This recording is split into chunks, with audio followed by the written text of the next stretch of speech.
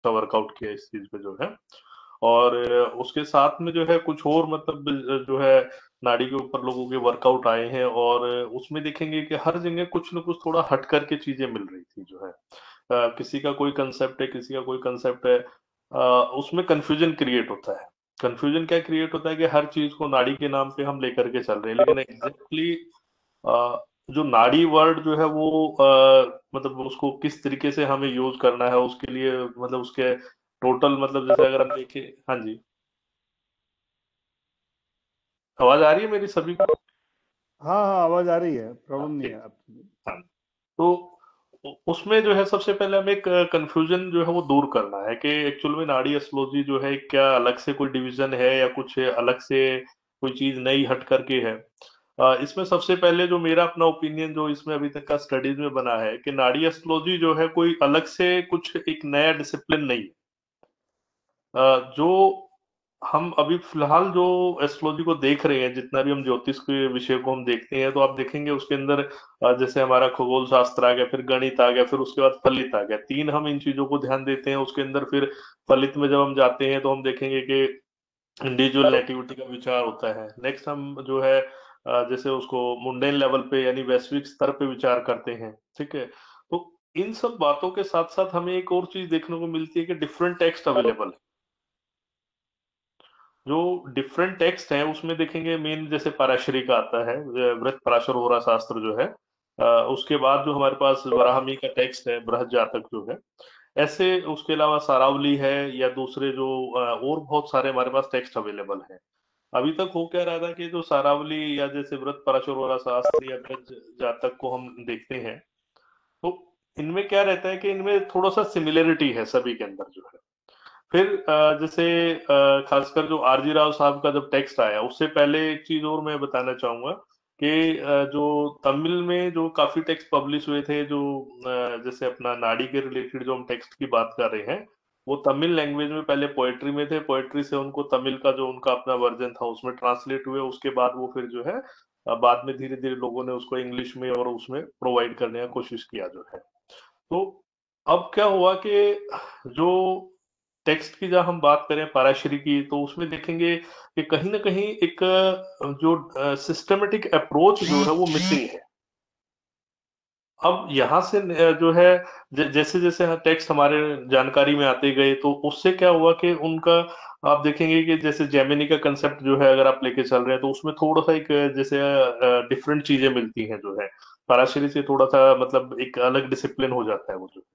तो ऐसे ही जो है जब हम नाड़ी को देखते हैं, तो ये क्या है कि पराशरी और केपी या केपी इटसेल्फ जो है एक वर्जन है।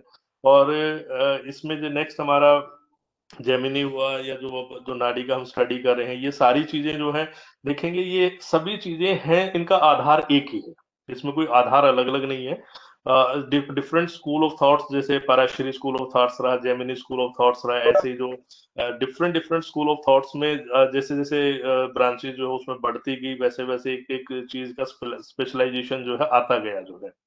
तो अब जो मुख्य बिंदु है कि नाड़ी क्या अलग है? नहीं, नाड़ी जो है वो अलग नहीं है। जस्ट हमने उसको एक तरीके से इस तरीके से मतलब जैसे समझो कि सभी लोगों ने उसको इस तरीके से रखा कि एक अलग से एक डिसिप्लिन आ रहा है। लेकिन नाड़ी इटसेल्फ अगर आप देखेंगे तो पाराशरी, केपी, जेमिनी, वटेवर जो भी आप डिसिप्लिन फॉलो कर रहे हैं, उसी का ही एक पार्ट की तरह आपको नजर आएगा जब आप उसको यूज करते हैं।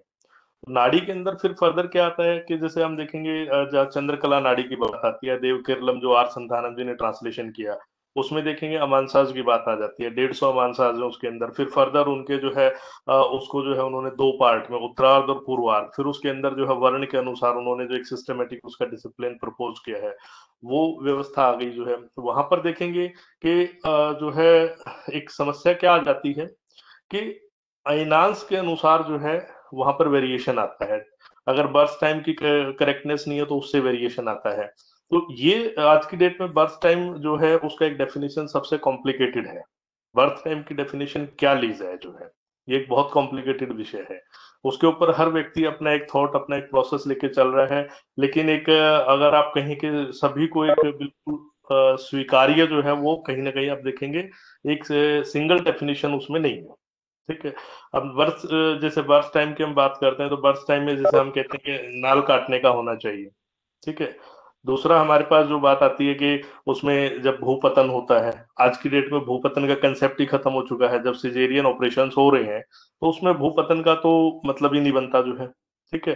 तो ऐसे बहुत सारे जो है डिफरेंट डिफरेंट जो है मतलब पॉइंट्स उठते हैं, जिसके कारण जो चंद्रकला नाड़ी का जो हमारे को प्रॉब्लम आता है कि उसको हम किस तरीके से यूटिलाइज करें। ऐसे ही डी चार्ट्स की जब हम बात करते हैं, डी चार्ट में आप देखेंगे कि ग्रह के अनुसार जो ग्रह का ट्रांजिट ले रहे हैं, उसमें डी चार्ट का इतना प्रॉब्लम नहीं आता। लेकिन जब लगन की हम बात करते हैं, जहां लगन 1 घंटे का जो लगन है, उसके अंदर जो है 2 मिनट का जो है एक आपका जो है डिविजनल D60 के अंदर चार्ट बनेगा जो है, ठीक है। उसके हिसाब से फिर जो है सॉरी, हाँ उसमें 1 मिनट का आएगा वो D60 में जो है।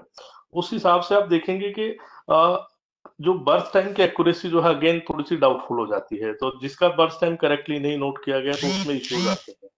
इन सब चीजों को देखते हुए जैसे जो नाड़ी का जो डिसिप्लिन मैंने मतलब वर्कआउट किया, उसमें काफी कुछ जो है आरजी राव साहब का टेक्स्ट है, काफी कुछ हमने अपनी जो है वर्कआउट किया, काफी और अदर टेक्स्ट की भी उसमें हेल्प ली जो है। तो हमारा जो मतलब कंक्लूजन निकल करके आया, जो सबसे जरूरी पॉइंट अब समझने की जो जरूरत है, दैट वो है प्लेनेटरी कारकत्व, यानी कि ग्रहों का कारकत्व सबसे इंपॉर्टेंट पॉइंट जो है, जिसको कि मतलब लोग कंफ्यूज हैं कि भाई हम कुछ अलग से लेकर के आए हैं या कुछ अलग से हम बता रहे हैं।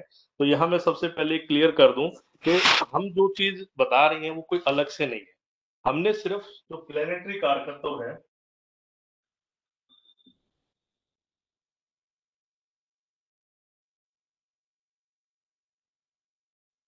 इसको ही थोड़ा सा जो है डिटेल में एक्सप्लोर किया है। दूसरी जो चीज इसके अंदर हमने जोड़ी है, दैट वो एक जो इम्पोर्टेंट पॉइंट ये रहा कि प्लेनेटरी कारकत्वों के साथ साथ जो नेक्स्ट जो एक इम्पोर्टेंट पॉइंट हमने रखा कि यहाँ जीव कारक, यानी जिसका जन्म हुआ है, जिस कोई भी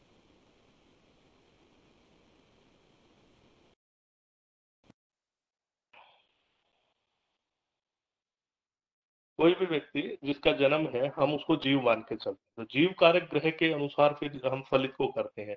तो वहां पर जो है अगर बर्थ टाइम किसी का करेक्ट नहीं है, तो काफी हद तक जो है आप एक ग्रह की, जिसमें कि मुख्यतः हम जीव जो है बृहस्पति को लेते हैं, उसके आधार पे हम जो है चार्ट को रीड करने की कोशिश कर सकते हैं। अब इसमें भी क्वेश्चंस उठते हैं बहुत सारे कि भाई मेल है फीमेल है, फिर उसके अंदर और भी बहुत सारे ऐसे पॉइंट्स आते हैं। और एक पॉइंट उठता है, क्या लगन को हम इग्नोर कर रहे हैं? लगन को इग्नोर नहीं कर रहे हैं। लगन की इटसेल्फ अपनी एक अहमियत है।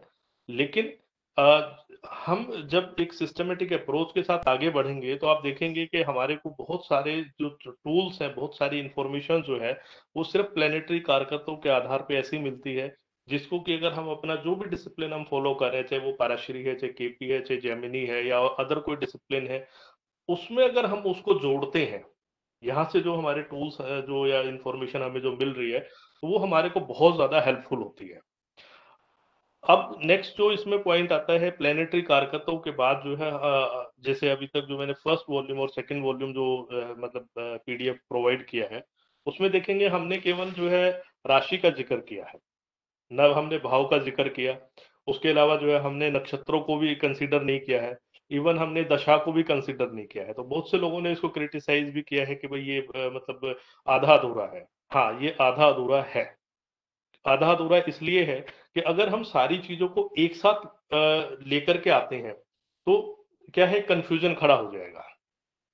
उस कंफ्यूजन से बचने के लिए हमें एक एक स्टेप जो है चलना जरूरी है। सबसे पहले हमारे को प्लैनेट्स के जो कारकत्व हैं, उसको समझना है। हमारे पास 9 ग्रह हैं, 9 के 9 ग्रह जो हैं अलग अलग जो है कारकत्वों को रिप्रेजेंट करते हैं। अब वो कारकत्व जो है दो टाइप में होंगे। एक जीव जैविक रूप से हम लेंगे, यानी कि जिसमें जीवन है, जो भी नेटिव है, उसके रिलेशन में जितने भी लोग आएंगे, उसके सबसे पहले क्या, उसके पेरेंट्स हैं जिससे उसका जन्म हुआ है, ठीक है।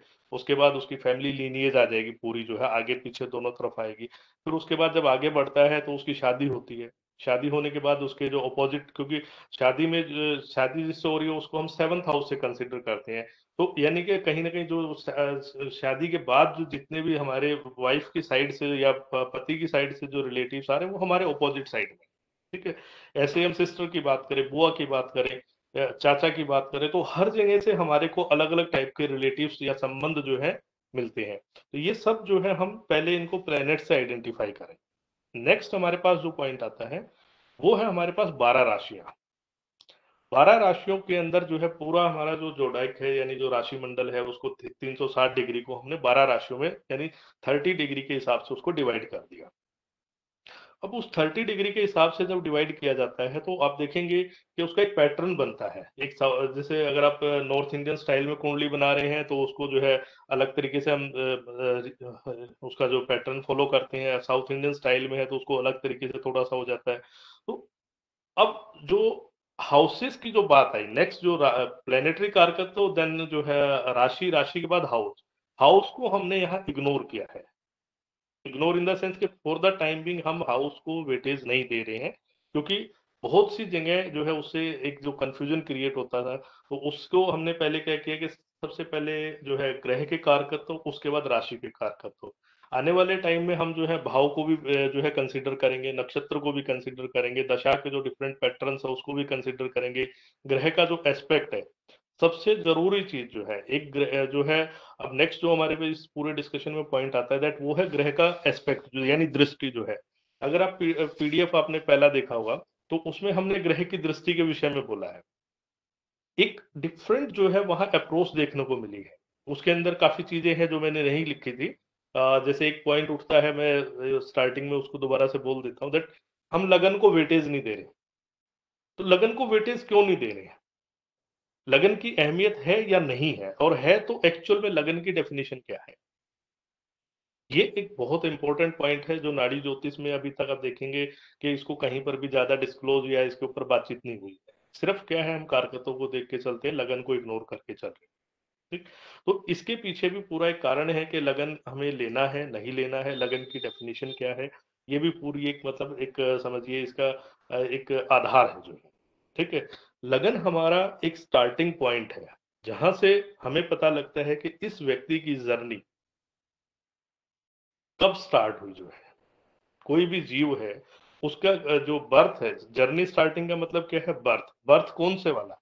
यहाँ पर दो बर्थ की हम जब डेफिनेशन लेते हैं तो दो डेफिनेशन आती है हमारी। एक होता है निषेक लगन। निषेक लगन मतलब जब गर्भाधान हुआ जो है। एक है जब जन्म हुआ, जन्म मीन्स जब वो अपनी माता के शरीर से अलग हुआ जो जीव जो है। तो दो डेफिनेशंस अलग अलग हैं। अब यहाँ पर जो गर्भाधान की जो डेफिनेशन है और उसका जो टाइमिंग है, गर्भाधान की डेफिनेशन तो सभी को पता है। उसके लिए आप देखेंगे पंचांगों में मुहूर्त भी दिया होता है कि इस समय गर्भाधान के लिए कोशिश करना चाहिए जो है। उसके साथ में जो है एक्चुअल जो गर्भाधान जो है वो किस को मानते हैं हम जो है, ये भी एक पूरा मतलब जो है इसका एक जो है काफी अहमियत रखता है ये। और इस चीज को भी मैंने अभी मतलब ज्यादा डिटेल में नहीं जो है बुक्स में अपने जो पीडीएफ है उसमें कवर नहीं किया है, क्योंकि ये काफी चीजें ऐसी हैं जो थोड़ा सा सीक्रेट पार्ट में जाती हैं। मतलब वो जर्नल पब्लिक डोमेन के लिए उसको जानना उतना जरूरी नहीं है। जो रिसर्चर्स हैं हाँ उनके लिए है, लेकिन जर्नल में उसको अवॉइड किया जाता है। क्योंकि अगर आपको जो जिस समय बर्थ हुआ उससे पीछे के मोटा मोटा हम मान के चलते हैं 9 मंथ्स जो है, ठीक है, 9 मंथ पीछे जाते हैं तो गर्भाधान आता है। ठीक। वो गर्भाधान से लेके और डिलीवरी तक की डेट जो है, उस टाइम स्पेन को भी आप स्टडी कर सकते हैं। वो भी एक बहुत इंपॉर्टेंस रखता है। उससे आपको बहुत सारी चीजें अलग से सोचने समझने को विचारने को मिलेंगी। लेकिन कुछ चीजें हैं जो मतलब उसको आप लोग अदरवाइज मत लीजिएगा। वो पब्लिक डोमेन के लिए ज्यादा नहीं है जो है। ठीक है। आफ्टर दैट मतलब जो है नेक्स्ट आता है कि जब जीव का बर्थ हो रहा है तो उसमें हम जो है जर्नल में देखते हैं कि भाई ये अकेला जन्म है या जो है यमल यानी कि ट्विन बर्थ है जो है, उसका भी अपना एक है। उसका भी एक प्रोसेस है। उसके अंदर भी क्या है कि आपका मेल होगा फीमेल होगा, उसका भी एक है। इवन यहाँ तक जो अभी तक आप देखेंगे जो हमारे खासकर डी चार्ट्स की जो बात करते हैं, हालांकि वो हमारा टॉपिक थोड़ा अलग हो जाएगा। डी चार्ट्स का भी बहुत ज्यादा साइंटिफिक तरीके से, साइंटिफिक वर्ड में इसलिए यूज कर रहा हूँ कि अगर उसको हम उस लेवल पे उसको डिकोड कर पाते हैं कुछ को मैंने किया हुआ है, कुछ जो स्टूडेंट्स मेरे पुराने जानकार हैं जिनको थोड़ा बहुत मैंने शेयर भी किया हुआ है, तो उनको पता है कि उसका पूरा का पूरा एक टेक्निकल यूज है। हर एक डी चार्ट का एक पूरा स्पेसिफिक टेक्निकल यूज है, और दूसरा जो डी चार्ट का एक जर्नलाइज्ड यूज है। अभी जैसे मैंने नाड़ी के अंदर एक बात बोली, नाड़ी के टॉपिक पे जब हम बात कर रहे थे कि हम जो है लगन को ले या ना ले, यहाँ पर जीव कारक को हम कंसिडर कर रहे हैं। तो ऐसे ही जो है डी चार्ट्स के अपने बहुत ज्यादा सिस्टमेटिक यूज है जो है। अब उसके अंदर जो है एक आप लोगों को याद हो तो मैंने एक D12 से जो है पेरेंट्स का देखने के लिए एक जो है पेपर तैयार किया था। वो एक जर्नलाइज्ड अप्रोच है, उसको बहुत से लोगों ने अप्रिशिएट भी किया है। बहुत सारे मतलब मेरे जो पर्सनल कॉन्टेक्ट्स में लोग हैं वो जब जैसे जिनके खुद का डाटा करेक्ट नहीं है तो वो उसमें बच्चे की कुंडली से अपना एनालिसिस उन्होंने जो है उसको किया, या मैंने जैसे उनको थोड़ा सा इंटरप्रेट करके बताया। तो उसमें आप देखेंगे जर्नलाइज्ड अप्रोच में हमने D12 चार्ट का क्या किया, बच्चे का चार्ट लिया, बच्चे के चार्ट से D12 यानी उसके पेरेंट्स का हम एनालिसिस कर रहे हैं। अब उसमें आप देखेंगे कि बहुत सिंपलेस्ट अप्रोच, बर्थ टाइम की एक्यूरेसी का हमने मुद्दा साइड कर दिया, सिर्फ कारकत्व पकड़ा। D12 चार्ट में सूर्य जहां है उसको लगन बना दिया, ठीक है। D12 चार्ट में मून जहां है उसको लगन बना दिया। सूर्य फादर को रिप्रेजेंट करेगा कारकत्व के आधार पे, मून यानी चंद्र जो है वो मदर को रिप्रेजेंट करेगा। तो यहां से हम with respect to that child, जिस चाइल्ड का हम चार्ट देख रहे हैं, only with respect to that child हम उसके पेरेंट्स का काफी हद तक रीड कर सकते हैं। लेकिन यहाँ पर एक मैंने वर्ड जो सेंटेंस यूज किया है दैट वो ये है, with respect to that child. ऐसे ही जब हम नाड़ी में जाते हैं तो हमारे को अलग अलग जो है इन चीजों को ध्यान देने की जरूरत रहती है। अलग अलग कारकत्वास को जो है, अगर हम दादा की बात करें तो हमारे लिए राहु इंपॉर्टेंस रखेगा, ठीक है। नानी की बात आ रही है, नाना पक्ष की बात आ रही है तो केतु आ जाएगा, क्योंकि राहु आपकी जो अपनी फैमिली लीनियज को रिप्रेजेंट करेगा, केतु जो है वो आपकी पेरेंटल को रिप्रेजेंट करेगा, वही केतु आपकी वाइफ साइड को, क्योंकि केतु मीन्स ऑपोजिट साइड। जो भी आपके ऑपोजिट साइड आएंगे उन सबको केतु रिप्रेजेंट करेगा।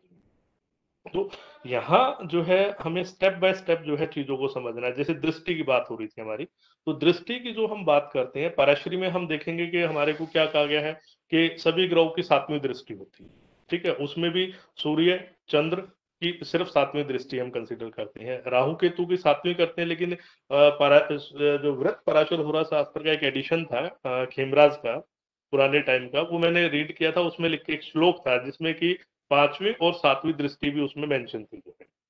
उसी एडिशन की मैं एक स्पेसिफिक आपको जो है कोट और बता देता हूँ। उसके अंदर ये लिखा गया था कि वृत्त पराशर होरा शास्त्र 2 खंड में था, उत्तरखंड और पूर्व खंड। एक के अंदर एग्जैक्टली अब वो सेंटेंस मुझे याद नहीं है, लेकिन ये कंफर्म है कि 2 खंड थे और एक में 10,000 श्लोक थे। दूसरे का एग्जैक्टली याद नहीं कितना था, लेकिन एक खंड में 10,000 श्लोक थे। तो आप ये सोचिए इस समय पे जो हम पराशर होरा शास्त्र रीड कर रहे हैं, क्या वो कंप्लीट है? क्या वो सिस्टमेटिक अप्रोच के साथ है? नहीं, वो जस्ट एक कंपाइलेशन है, डिफरेंट डिफरेंट सोर्सेज से जो हमारे लोगों को जानकारी मिली उन्होंने उसको कंपाइल कर दिया, ठीक। ऐसे ही जो है जब हम स्कैटर्ड इंफॉर्मेशन को इकट्ठा करते हैं तो आपको पता लगा नाड़ी उसका एक पार्ट है। तो नाड़ी जो है ये आपको प्लेनेटरी कारकत्व का आधार दे रही है। कौन सी नाड़ी, अब ये भी कंफ्यूजन है। एक सेकेंड होल्ड कीजिए।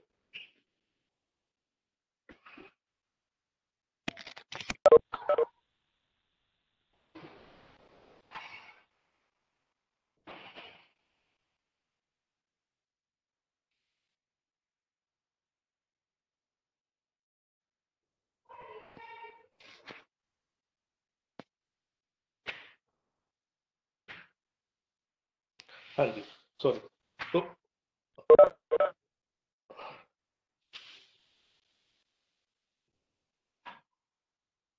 नाड़ी का जैसे हम जो हमारा पॉइंट चल रहा है उसमें, सॉरी वो टॉपिक बिल्कुल ध्यान से उतर गया। क्या था?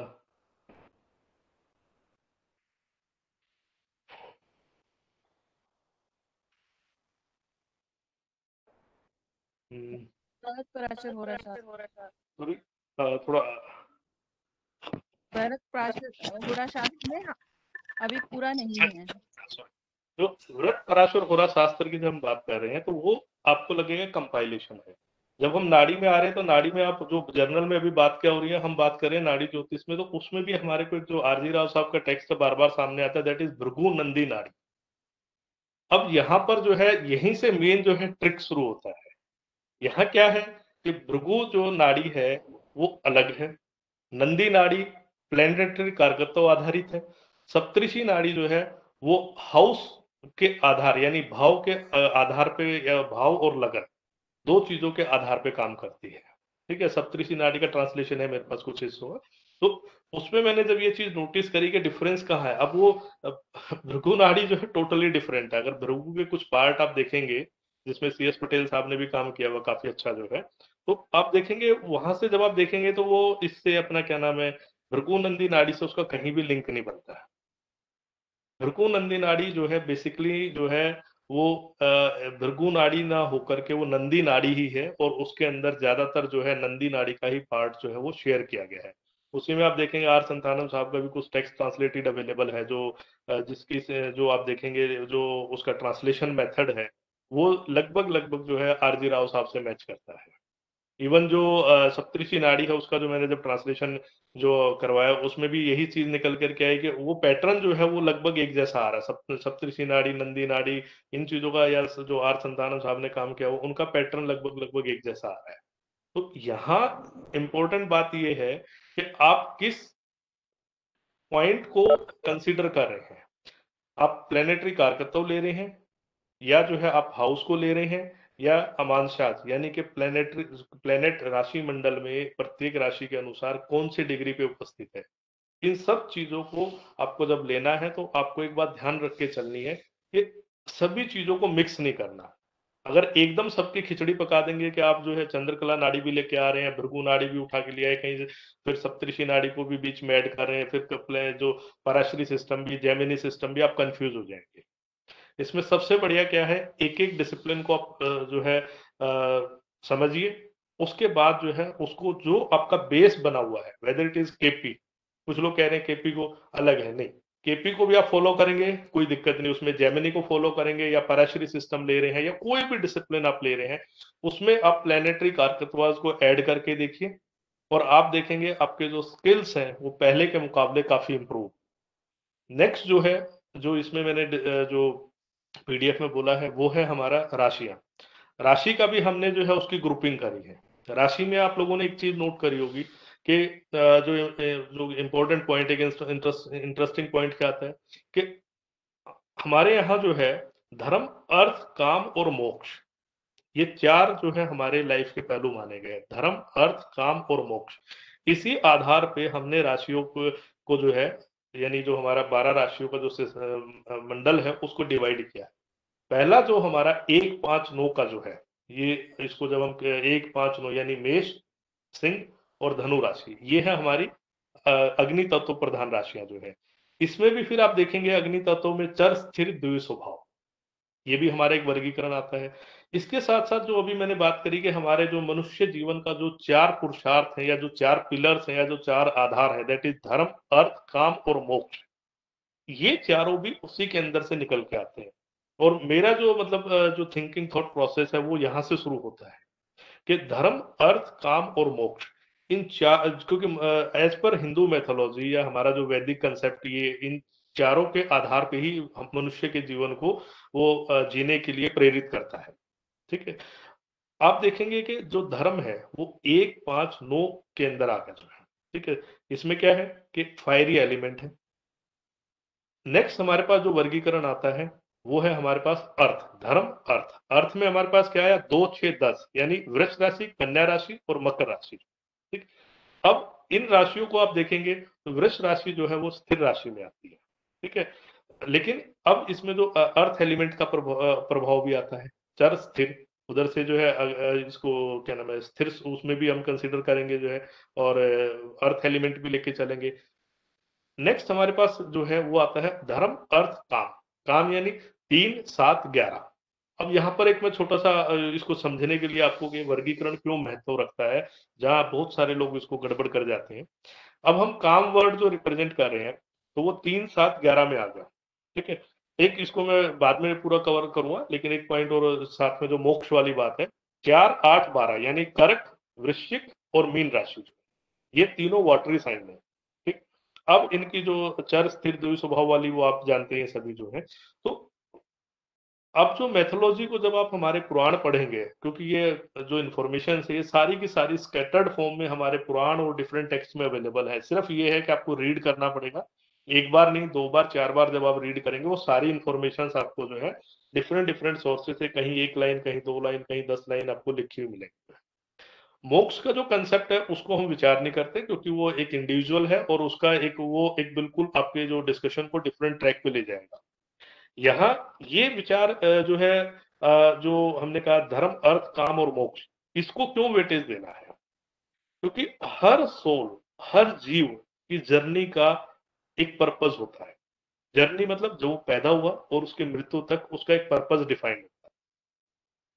हिंदू मैथोलॉजी के अंदर एक बहुत इंपॉर्टेंट कंसेप्ट जो मैंने अभी बोला नहीं था, लेकिन मैं उसको बोलने जा रहा हूँ, दैट वो है हमारे जन्म का आधार है पूर्व जन्म के कर्म। यानी वर्तमान जन्म का जो आधार है वो आपके पूर्व जन्म के कर्म है। ठीक है, तो यहाँ पर इसके साथ में एक कंसेप्ट और जुड़ता है जो सभी लोगों ने, आप सभी जानते हैं, दैट वो कंसेप्ट है जन्म और मृत्यु साइकिल, यानी बर्थ एंड डेथ साइकिल या जन्म मृत्यु चक्र जो है। यहाँ कहा जाता है 84 लाख योनियां जो है उसमें जन्म होगा, मृत्यु होगा, जन्म होगा, मृत्यु होगा, और जब तक आदमी का कर्म फल 0 नहीं हो जाता तब तक वो मोक्ष प्राप्त नहीं करता। एक बात और बोली जाती है कि मनुष्य योनि एक ऐसी है जहां पर उसको मोक्ष मिल सकता है। ठीक है, तो ये सारी जो कंसेप्ट है इनको आप ना थोड़ा थोड़ा रिलेट करने की कोशिश करेंगे तो आपको समझ आता जाएगा कि ये एक कड़ी की तरह एक दूसरे से जुड़े हुए हैं। तो यहाँ जैसे मैंने अभी बोला धर्म, अर्थ, काम, मोक्ष, चारों पुरुषार्थ जो है मनुष्य जीवन का जो आधार है, हिंदू मैथोलॉजी का बेस है ये चीजें। तो एस्ट्रोलॉजी में आपको ये फाइंड आउट करना जरूरी है कि जो जीव आया है उसकी जर्नी का पर्पस क्या है, उसको कितनी फ्रीडम है। ये थोड़ा टफ है टॉपिक, इसके ऊपर अलग से कभी पूरा डिटेल में जाके बात करेंगे। लेकिन आप जर्नल में एक चीज नोट करेंगे कि जो व्यक्ति साधु बन गया है, ठीक है, उसके लिए आप देखेंगे कि धर्म का जो है उसका डेफिनेशन चेंज हो जाता है। ठीक है, गृहस्थ के लिए धर्म की परिभाषा अलग है। हमारे यहाँ इसमें भी जब साधु की बात आई है तो हम आप सभी जानते हैं यहाँ पर 4 जो है आश्रम बनते हैं। पहला आश्रम है जैसे हमारा गृहस्थ आश्रम है, दूसरा ब्रह्मचारी है, तीसरा हमारे पास जो है जो वानप्रस्थ है, और चौथा हमारे पास आता है सन्यासी जो है। ठीक है, अब इन चारों आश्रमों को भी आप देखेंगे एस्ट्रोलॉजी से रिलेट करने की कोशिश करें, क्योंकि वर्तमान समय में ये चीज इग्नोर हो रही है। और इसको मैं वेटेज क्यों दे रहा हूँ, मेरे पास बहुत सारी कुंडलियां ऐसी आती हैं क्लास में, कई बार स्टूडेंट्स डिस्कशन करते हैं कि सर इसका नौकरी नहीं मिल रहा, मेरे बेटे की शादी नहीं हो रही है, मेरे बेटा जो है कामयाब नहीं हो पा रहा है। ठीक है, या मेरे हस्बैंड कामयाब नहीं हो रहे, क्योंकि जनरली जो इस तरीके के क्वेश्चन जो है बहुत ज्यादा आते हैं। ठीक है, तो वहां पर आपको उस साइक्लिक पैटर्न को पकड़ना पड़ेगा, उसकी जर्नी के पर्पज को पकड़ना पड़ेगा। ये बहुत इंपॉर्टेंट चीज है, यहीं से हम लोग जो है गलतियां करना शुरू करते हैं। हम लोग प्रिडिक्शन देना शुरू करते हैं, मैं भी प्रिडिक्शन देता हूँ कि भाई ये इस समय में नौकरी लगेगी। ठीक है, लेकिन वहां पर एक पॉइंट उठता है कि हम लोग, सामने वाला जो चाह रहा है कि वो एक एस्ट्रोलॉजर के पास वो गए हैं और वो एस्ट्रोलॉजर ऐसा ही बोले कि उनका काम हो जाए, ये कोई जरूरी नहीं है। उसके लिए आपको उसको समझाना जरूरी है। जैसे जर्नल में हम बात करते हैं, शनि को कर्म कारक कहा गया है। Which type of karma, each and every type of karmas are represented by Saturn. क्योंकि काल पुरुष की कुंडली में अब आप देखेंगे तो 10वां और 11वां, 10वां भाव कर्म का कहा गया है और 11वां भाव जो है लाभ, यानी जैसा कर्म करा वैसा ही आपको लाभ प्राप्त होगा, जैसा बोओगे वैसा ही पाओगे। ये जो है सिद्धांत चलता है। ठीक है, अब कई बार मतभेद हो जाता है कि भाई मैंने तो अच्छा करा, बुरा क्यों मिला? क्योंकि आपने हो सकता है कोई चीज आज से पिछले 10 साल पहले बोई थी, हो सकता है 20 साल पहले बोई थी, हो सकता है पिछले जन्म में बोई थी, वो अब पक के तैयार होगी। इसमें एक सिद्धांत आपको बोलता हूँ, नारद पुराण और भविष्य पुराण में आप पढ़ेंगे, क्लियर कट लिखा हुआ है कि जो भी गलत तरीके से धन आपने उपार्जित किया है वो अधिकतम यानी मैक्सिमम जो है 12 साल के बाद मतलब पहले भी जा सकता है, लेकिन अधिकतम 12 साल के बाद वो विद इंटरेस्ट वापस जाएगा। अब बहुत से लोग आके क्या कहेंगे, मेरा 5 लाख का नुकसान हो गया, मेरे बेटे ने ये कर दिया, मेरा जो है पति ने नुकसान कर दिया, फलाने ने ये कर दिया। तो सबसे पहले आपको ये जांचने की जरूरत है कि उसके साथ किस कार्मिक दोष के कारण ऐसा हुआ। अब यहाँ भी जो है 2 पॉइंट उठेंगे कि या तो पिछले जन्म का है या वर्तमान जन्म में है। अब कोई व्यक्ति रिश्वत लेके या इनकम टैक्स की चोरी करके और बहुत सारे दूसरे भ्रष्ट तरीकों से अगर किसी ने 10 साल पहले धन कमाया है या 12 साल पहले कमाया है और आज उसका लॉस हो गया, वो आपको कभी ये नहीं कहेगा कि मैंने 12 साल पहले इस डेट में इतना जो धन है वो गलत तरीके से उपार्जित किया था और ये विद इंटरेस्ट कैलकुलेट होकर के मेरे से निकल गया। कोई नहीं बोलेगा आपको जो है, क्यों? उसको याद ही नहीं होगा कि उसने 12 साल पहले वो गलत तरीके से या 10 साल पहले या 6 साल पहले वो धन कमाया था। क्योंकि यहाँ एक बात जो समझने की है कि मान लीजिए आप और मैं सामने खड़े हैं, ठीक है? आपने मुझे थप्पड़ मारा और मैं आपको तुरंत मारता हूँ, तो आपको याद आ जाएगा कि हाँ, मेरे को ये थप्पड़ इसके प्रत्युत्तर पड़ा। लेकिन आपने मुझे थप्पड़ मारा और मैंने आपको प्रत्युत्तर नहीं दिया, आपको 2 साल बाद किसी दूसरे व्यक्ति ने थप्पड़ मारा, तो आप भूल जाएंगे कि 2 साल पहले मैंने उसको थप्पड़ मारा। ये कर्म का सिद्धांत है जिसको कि आप इग्नोर नहीं कर सकते। जो बोओगे वही काटना पड़ेगा। यहाँ ना प्लस होगा ना माइनस होगा, दोनों रिजल्ट अच्छे भी, अगर आपने अच्छा कर्म किया है तो अच्छे का फल भी मिलेगा, बुरा किया है तो बुरे का भी मिलेगा। दोनों के रिजल्ट विदाउट एनी एडजस्टमेंट आपके पास आएंगे। हाँ, प्रायश्चित स्वरूप जो हमारे को शास्त्रों में कुछ उपाय जो जो बताए गए हैं, वो एक अलग उसमें टॉपिक है, उसके ऊपर अलग से कभी बात करेंगे। अब वापस पॉइंट आता है हमारा, जो हमने कहा कि काम त्रिकोण की बात करी थी मैंने, 3 7 11 की, ऐसे मोक्ष की बात करी, तो उसमें काम त्रिकोण का मैं, क्योंकि वो थोड़ा समझना आसान है, उसके लिए मैं आपको एकदम मतलब जो, क्योंकि उसका कारकत्वों को समझने की जरूरत है हमारे को, और आपको नाड़ी एस्ट्रोलॉजी का एक सिद्धांत जो है वहां से समझ आ जाएगा कि हम लोग कहाँ क्या चीज मिस कर रहे हैं। काम वर्ड जो है बेसिकली जो मतलब जहाँ जर्नल वे में हम यूज करते हैं तो उसको सीधा सीधा हम रिलेट करते हैं सिर्फ सेक्स के साथ, ठीक है? लेकिन जब उसको हम थोड़ा सा ब्रॉड लेवल पे जाते हैं तो उसको एक इंग्लिश का वर्ड आता है दैट, उसके लिए वो है pleasure. Each and every type of pleasure, यानी सभी प्रकार के आनंद जो है वो आपके काम जो पुरुष काम जो चतुर पुरुषार्थ है या धर्म अर्थ काम में, काम के अंतर्गत आते हैं। अब इसका वर्गीकरण जो है आपको करना है। यहाँ से पूरा जो आप देखेंगे कि बहुत इंटरेस्टिंग चीज आप लोगों को समझने को मिलेगी। ये शायद जो लोग पहले डिस्कशन कर चुके हैं उनको पता होगा कि यहाँ पर 3 7 और 11 ये हमारा काम त्रिकोण बनता है। अब इसमें देखेंगे कि 3 7 11 में काम त्रिकोण ये बना, लेकिन इसके अंदर क्वालिटेटिवली डिफरेंस क्या है? क्या तीनों ही जो है ये इसको सेक्स को रिप्रेजेंट करेंगे या किसी और प्लेजर को रिप्रेजेंट करते हैं? तो यहां से राशि के कारकत्वों को समझने का है, जो इसको थोड़ा सा ध्यान से देखेंगे। काम means every type of pleasure, या सभी प्रकार का सुख या आनंद या अनुभूति, ठीक है? अब यहाँ पर जो 3 नंबर राशि है ये है मिथुन राशि। अब काल पुरुष की कुंडली में मिथुन राशि में जो है वो हम उसको कहते हैं कम्युनिकेशन का साधन है, ठीक है? और काल पुरुष की कुंडली में मिथुन राशि जो है वो, उसमें उसके सॉरी मिथुन राशि नहीं कहेंगे, तृतीय भाव का कारक जो है मंगल को भी माना गया है, ठीक है? तो अब आप यहाँ इंटरेस्टिंग चीज क्या देखेंगे कि यहाँ पर काम यानी प्लेजर के वो साधन जो हम विजुअलाइज करते हैं, देख करके और सुन करके हम अनुभूत करते हैं, जैसे singing, dancing, music, sports activities, all kind of, ये जो स्टेडियम में जो परफॉर्म होती है एक्टिविटीज जो है वो सारी की सारी आपकी जो है मिथुन राशि के पास आएंगी। स्टेज या स्टेडियम पे परफॉर्म होने वाली एक्टिविटीज, जिस आप गाने का देखेंगे, आप कुछ गाने ऐसे आते हैं जो आपको बिल्कुल मतलब आंखों में आंसू ला देंगे, कुछ गाने आपको अंदर से द्रवित करेंगे, कुछ गाने आपको एक्साइटमेंट देंगे जो है। तो ये जो मतलब जो हम विजुअलाइज कर रहे हैं या जो सुन रहे हैं, देखने से या सुनने से जो हमारे को प्लेजर मिल रहा है वो सारा का सारा मिथुन राशि के पास जाएगा। 7 नंबर जो है ये हमारा प्लेजर, जो हम बेडरूम प्लेजर कह सकते हैं या अपोजिट पार्टनर के साथ, ये उस चीज को रिप्रेजेंट कर रहा है। अब ये कौन सा प्लेजर है कुंभ राशि? यहाँ इंटरेस्टिंग चीज, तो कुंभ राशि के अंदर वो प्लेजर्स आते हैं जो समाज में निंदित है। वो क्या है? जुआ, सट्टा, लॉटरी, कैसीनो, पब, बार, या जो दूसरे व्यसन जिसे हम कहते हैं, ये सारे के सारे जो है यहाँ पर हैं।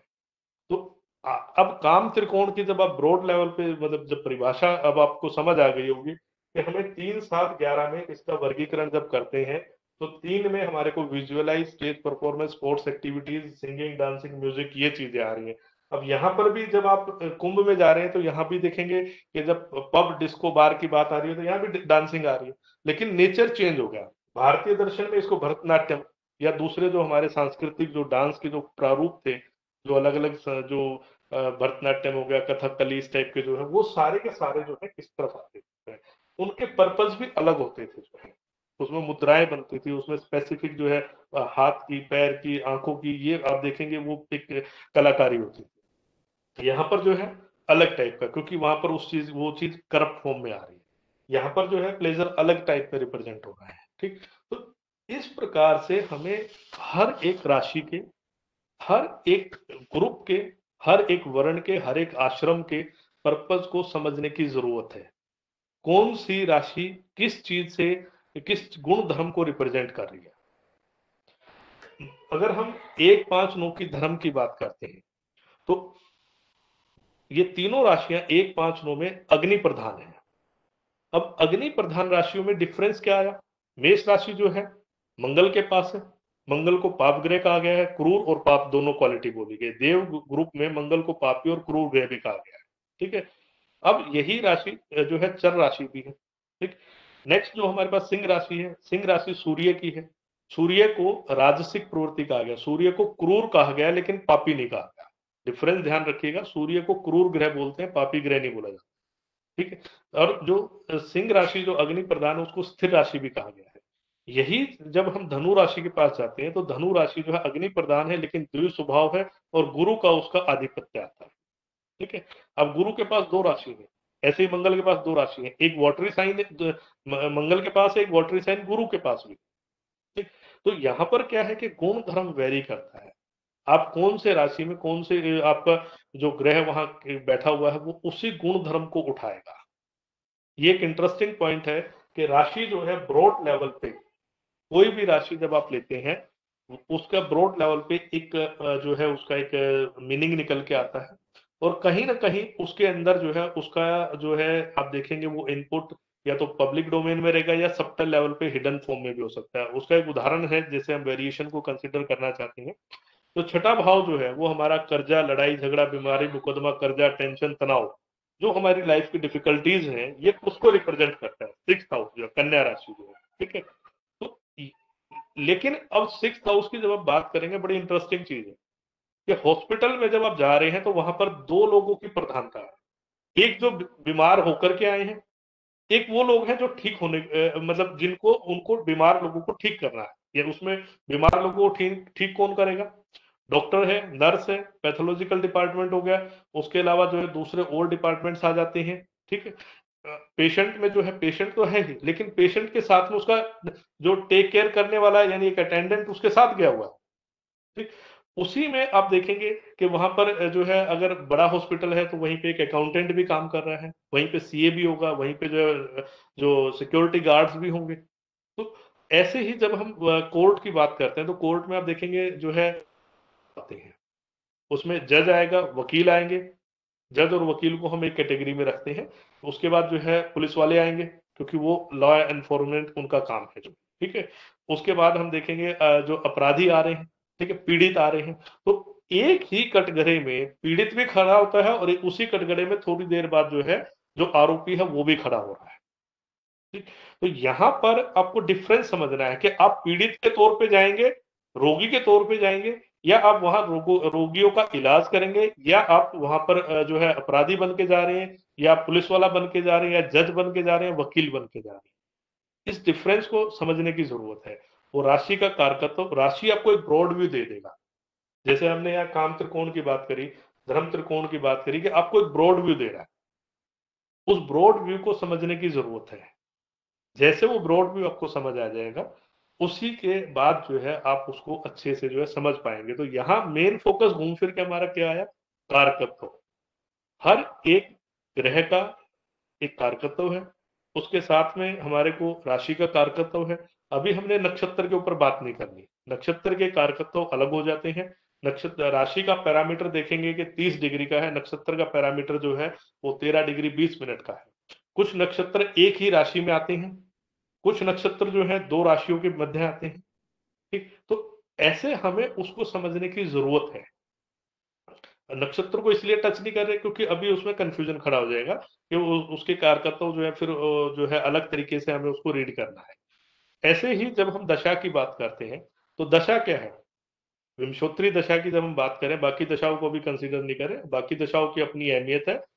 मेन विंशोत्तरी दशा की जब हम बात करते हैं तो विंशोत्तरी दशा itself जो है वो नेटल मून जहां पर यानी जन्मकालिक जो चंद्र है वहां से उसका प्रोग्रेशन है।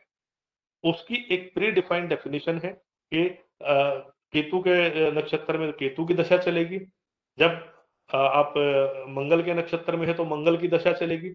ठीक है, इसी पॉइंट को आपको ध्यान देने की जरूरत है। Same thing, same logic KP ने यूटिलाइज किया है। वहां पर उन्होंने उसको नक्षत्र लेवल पे रीड किया, उसको फिर उन्होंने ब्रेक करके अंतरदशा यानी जो सब लोड की जो बात आती है दैट इज अंतरदशा, उन्होंने उस चीज को वेटेज ज्यादा दी है। तो आपको कंसेप्ट जो है पकड़ना है, लेकिन आपको स्टार्टिंग कहां से करनी है? पहले ग्रह है, उसके बाद वो किस राशि में बैठा हुआ है, राशि के बाद वो किस नक्षत्र में आता है, नक्षत्र के बाद उसकी अंतरदशा, और वो सब चीजें फिर फर्दर आप जो है अपने एक्सपर्टाइज, अपनी नॉलेज, अपने स्किल्स के अनुसार जो यूटिलाइज कर सकते हैं। ठीक है, अब इसी में एक नेक्स्ट टॉपिक और मैं कवर करता हूँ, वो है हमारा दृष्टि का। दृष्टि के संदर्भ में भी आप देखेंगे, जैसे मैंने पहले ही बोला था दैट कि जनरली हम क्या कहते हैं, सभी ग्रहों की जो दृष्टि है 7वीं दृष्टि पूर्ण मानते हैं। बृहस्पति की जो है 5 और 9 एडिशनल मानी जाती है, राहु केतु की भी 5 और 9 एडिशनल मानते हैं। और इसके रिलेटेड मैंने बृहत पराशर होरा शास्त्र का एक वो टेक्स्ट का बताया था जो खेमराज से पब्लिश हुआ था, जो है उसमें वो श्लोक है वहां पर जो।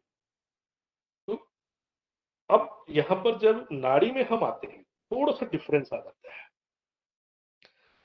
अलग से कुछ नहीं, लेकिन एक थोड़ा सा डिफरेंस क्या है, दैट इज वो म्यूचुअल प्लेसमेंट को वहां बहुत ज्यादा वेटेज दी गई है। दो ग्रह जो है किस प्रकार बैठे हैं, कितनी दूरी पे बैठे हैं, उनकी जन्म के समय पर गति जो है किस दिशा में थी। जैसे दिशा का मतलब यहाँ वक्री और मार्गी से है, दिशा वैसे नहीं है, वक्री और मार्गी से जो है। ठीक है, तो ये जो है एक कंसेप्ट हमने एडिशन जो है इसको जोड़ा है इसमें, और ये परफेक्टली काम करता है। उसमें आपको जो है 2 पॉइंट फिर उठ करके आएंगे जब हम दिशा की बात कर रहे हैं, ग्रह की गति की बात कर रहे हैं। तो जन्म के समय पे जो खाका तैयार होता है वो आपका एक स्टैटिक इंफॉर्मेशन देता है, एक मैप होता है। जिस समय पैदा हुआ उस समय स्काई का एक जैसे मैप जो है आपकी कुंडली रिप्रेजेंट कर रही है, यानी कि आपको यहाँ से जो है अपनी जर्नी स्टार्ट करनी है। ठीक है, उसके बाद जो व्यक्ति का जो जर्नी, जैसे बर्थ हुआ, बर्थ के बाद जो जर्नी स्टार्ट होता है, तो उसमें ग्रहों का 2 प्रकार से रोल हम विचार करते हैं। पहला जो रोल है वो रहता है हमारा ट्रांजिट के रूप में। Transit means the actual position with respect to natal position. ग्रह, प्रत्येक ग्रह की और इंडिविजुअल और म्यूचुअल यानी with respect to other planets जो है, वो जो गति है ट्रांजिट में, उसका एक अलग इंपॉर्टेंस रहता है। उसके साथ में हमारे को प्रोग्रेशन, जैसे विंशोत्तरी दशा की बात करी कि विंशोत्तरी दशा जो है एक पैटर्न को इंडिकेट करती है और इसी तरीके से हमें लेके चलना है। ऐसे ही हम यहाँ पर जो है प्रोग्रेशन को कंसीडर करते हैं। उसमें हमारे को प्रोग्रेशन और ट्रांजिट दोनों चीजों को अलग अलग समझने की जरूरत है, दोनों को मिक्स नहीं करना जो है। ठीक है, प्रोग्रेशन आपको एक ब्रॉड व्यू देगा, ट्रांजिट उसी चीज के अंदर आपको जो फाइनल रिजल्ट है उन चीजों को इशारा करेगा कि आपके साथ ऐसा ऐसा ही है, ये चीजें हो सकती हैं। ठीक है, और उसका भी आधार आपका जो रेफरेंस पॉइंट, जब भी आप ट्रांजिट की बात कर रहे हैं या प्रोग्रेशन की बात कर रहे हैं, तो रेफरेंस पॉइंट आपका जो है लगन कुंडली के जो जन्म के समय की जो स्टार्स है वहां से हम उसको विचार करते हैं। हाँ, प्रोग्रेशन में एक इंटरेस्टिंग पॉइंट है जो लोग अभी मतलब उसके ऊपर ज्यादा बात नहीं करी है, दैट अब शनि के साइकिल को देखेंगे कि 30 डिग्री का एक साइकिल होता है, क्योंकि शनि का जितना उसका ट्रांजिट का ड्यूरेशन है 12 राशियों का, उतना ही हम प्रोग्रेशन उसका लेके चलते हैं। तो ये समझिए शनि जो है 30 साल में मोटा मोटा अपना एक साइकिल पूरा करता है, तो हम ये उसको 30 डिग्री जो है पर ईयर के हिसाब से जो उसको आगे प्रोग्रेस करते जाते हैं। तो अब हमारे को जब प्रोग्रेशन की बात होती है तो हमारा जो 30 साल के बाद उसका रेफरेंस पॉइंट चेंज हो जाता है। नेटल पे ये था, लेकिन 30 साल के बाद जो है उसका रेफरेंस पॉइंट चेंज हो जाता है। आपने बहुत बार नोटिस किया होगा कि एक व्यक्ति जो है 30 साल की उम्र तक जो परेशान है और एकदम जो है उसका राइज हो जाता है। कुछ लोगों का 60 साल के बाद राइज होता है, कुछ लोगों का 48 के बाद राइज होता है, कुछ लोगों का जो है 24 के बाद राइज होता है। अब ये कहाँ से उठ के ऐसे-ऐसे एकदम सडनली राइज हो जाते हैं? कुछ बच्चे ऐसे हैं जिनका 5 साल की उम्र में भाग्य राइज हो जाते हैं। कैसे? उन बिंदुओं को समझने के लिए हमें जो उसकी नेटल पोजीशन है, उस नेटल पोजीशन के अकॉर्डिंग ट्रांजिट को भी देखना ज़रूरी है। कुछ लोग जो हैं ऐसे हैं जो करोड़ों रुपए की, अरबों रुपए की प्रॉपर्टी उनके बर्थ के टाइम पे उनको मिलती है। 20 साल की उम्र आते-आते सब कुछ बर्बाद हो जाता है। ठीक है? कुछ लोग ऐसे हैं जो बिल्कुल खाली हाथ पैदा होते हैं और एकदम मतलब अरबोपति, करोड़पति बन जाते हैं। ऐसा सडनली क्या हो गया उसमें? ये पॉइंट्स आपको जो मोटे तौर पे नाड़ी से या जो हम कारकत्तों के आधार पे बात करें उससे कंफर्म कर सकते हैं और उसके अंदर हमें सबसे जरूरी चीज है कि ग्रह की जो गति की दिशा है यानी वो रेट्रो है या डायरेक्ट है उसको समझने की जरूरत है और वो किस किस ग्रह से प्रोग्रेस करके आगे बढ़ेगा, किस एज फैक्टर में आगे बढ़ेगा, इसको हमें समझने की जरूरत है। हाँ, अब एक पॉइंट रहता है दैट वो है रेट्रो प्लेनेट के प्रोग्रेशन को हम कैसे कंसीडर करें। ठीक है, रेट्रो प्लेनेट के ऊपर भी जो है आप देखेंगे काफी सारे टेक्स्ट अभी बाजार में है। कुछ लोग जो है उसको हाउस शिफ्टिंग के आधार पे लेके चलते हैं कि भाई इसको पहले पिछले हाउस में लेके जाओ इतने साल, फिर अगले हाउस में लेके आओ, फिर उसके बाद अगले हाउस में लेकर के आओ। ये कंसेप्ट भी एक जो है बाजार में अवेलेबल है। ऐसे और भी बहुत सारे सिद्धांत जो है अलग अलग तरीके से अवेलेबल है। इसको मैं ज्यादा कॉम्प्लिकेटेड नहीं लेके चलता। मेरा बड़ा बिल्कुल सिंपलेस्ट पॉइंट इसमें क्लियर है कि अगर किसी के बाय बर्थ प्लेनेट रेट्रो है, अब यहाँ पर एक चीज और ऐड कर दूं साथ में, स्टेशनरी प्लेनेट भी देखना जरूरी होता है। और स्टेशनरी प्लेनेट जो है प्रिडिक्शन हॉरोस्कोप एनालिसिस में मोस्ट ऑफ द जो एस्ट्रोलजर्स है वो इग्नोर करते हैं।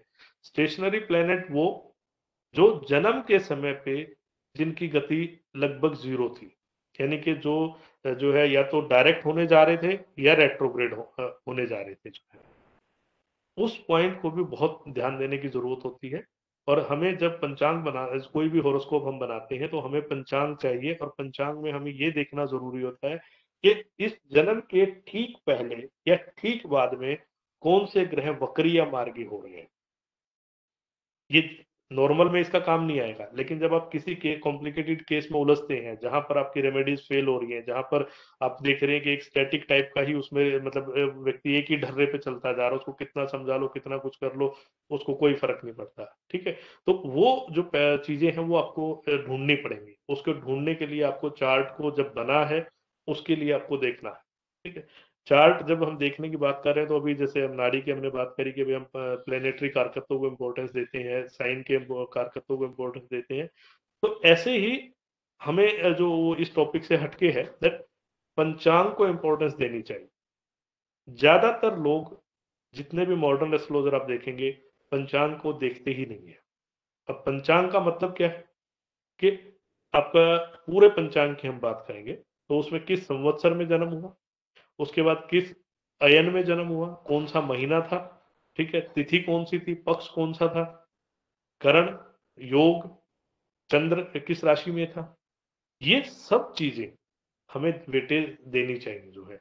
इनका जर्नल में यूज नहीं आएगा, लेकिन जब आप किसी को गहराई में आप उतरते हैं, खासकर ऐसे लोग जिनका जैसे साधु उनके पैटर्न को आप समझना चाहते हैं, एक वेल स्टेब्लिश पॉलिटिशियन है, एक वेल स्टेब्लिश बिजनेसमैन है जो एक ही ट्रैक पे चलते हुए खास जो है एक मतलब पैटर्न को फॉलो कर रहा है, खास डिसिप्लिन को फॉलो कर रहा है, उसमें आपको ये चीजें काम आएंगी जो है।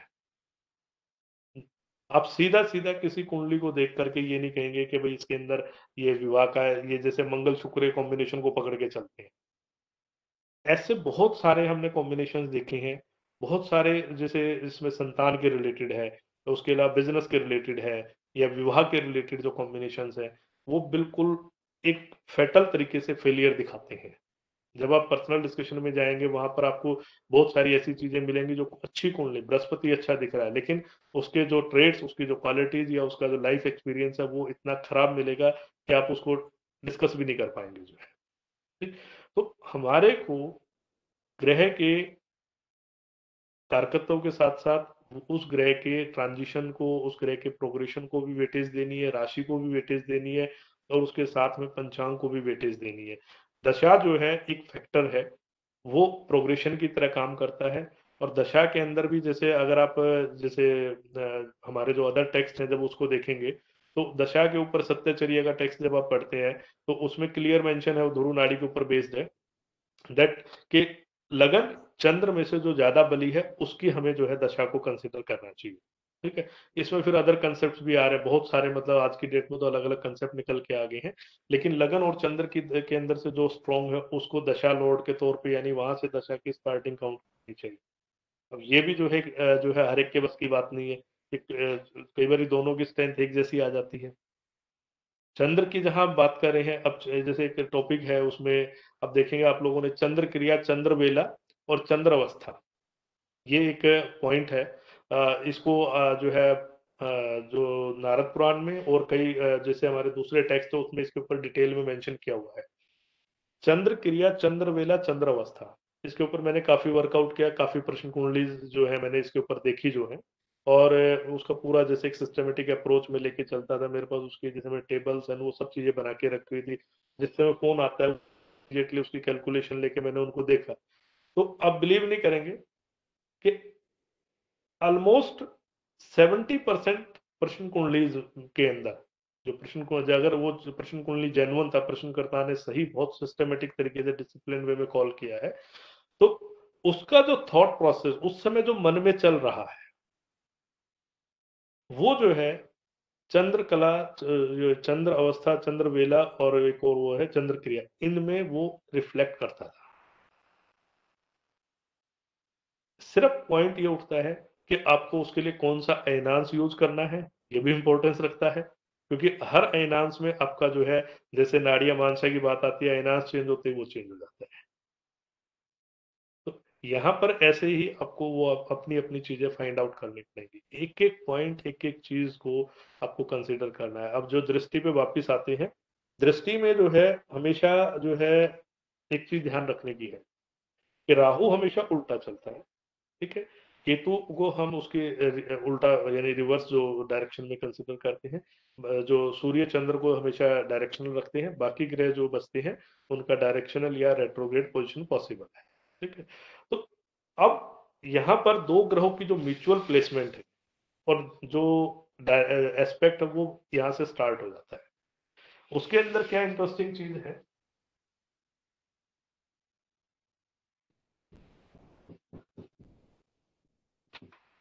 अगर किसी भी राशि में हम बात कर रहे हैं, ये 0 डिग्री है, ये हमारा 30 डिग्री है, दो ग्रह उपस्थित है। जनरली हम जब कुंडली देखते हैं तो आप देखेंगे कि उसके अंदर हम जो लिखा होता है कि भाई सूर्य चंद्र एक राशि में है, या जो है मंगल गुरु एक राशि में है, या राहु गुरु एक राशि में है।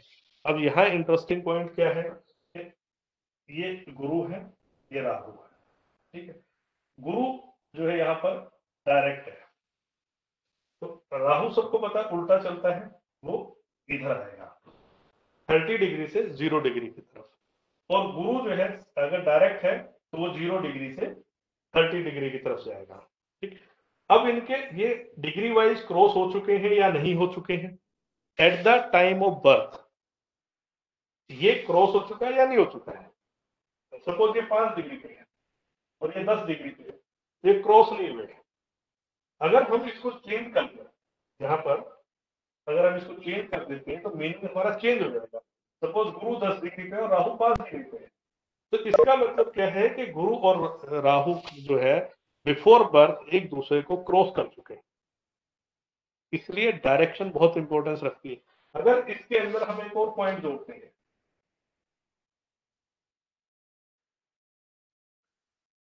सपोज राहु जो है 10 डिग्री पे है, गुरु 5 डिग्री पे है, लेकिन गुरु जो है वक्री है, ये इधर जा रहा है। जीव जो है, ये काल जो है जीव को फॉलो कर रहा है, लेकिन जीव जो है काल के मुख से दूसरी तरफ जा रहा है। राहु को काल माना जाता है, गुरु को जीव मानते हैं। तो यहाँ देखेंगे दोनों की डायरेक्शन, गुरु जो है राहु से उल्टे डायरेक्शन में जा रहा है। ठीक है, ये अगर हम इसको रिवर्स कर दें यहाँ पर, ये जो है 10 डिग्री पे है और ये 5 डिग्री पे है। ठीक, तो ये तो ऑलरेडी जो है आगे जा चुका है। अब गुरु जो है इसके पीछे से 10 डिग्री से रिवर्स होकर राहु की तरफ जा रहा है। ये पॉइंट जो है, इसको हम जो है ग्रह की गति की दिशा बहुत वेटेज रखती है। आपने यहाँ देखा होगा कि जो है हमारे को अलग अलग टाइप के रिजल्ट्स मिलेंगे। ये एक ही टाइम पे जो अलग अलग मतलब आपके पास जैसे मान लीजिए 3-4 कुंडलियां आ रही है और लगभग वो सिमिलर है, तो आपको ये ढूंढने की जरूरत है कि उनके अंदर ग्रहों की गति की दिशा क्या है, म्यूचुअल प्लेसमेंट कितना है, दोनों के बीच में डिस्टेंस कितना है। ये बहुत ज्यादा वेटेज रखता है। अब यहाँ एक पॉइंट उठ के आता है ट्विन बर्थ की, जहां बात आएगी कि ट्विन बर्थ के अंदर तो सब कुछ सेम रहेगा। ट्विन बर्थ में सब कुछ सेम रहता है। और इंटरेस्टिंग पॉइंट जो खासकर आज के डोमेन में जो हो रहा है, दैट इज सिजेरियन बर्थ जो है।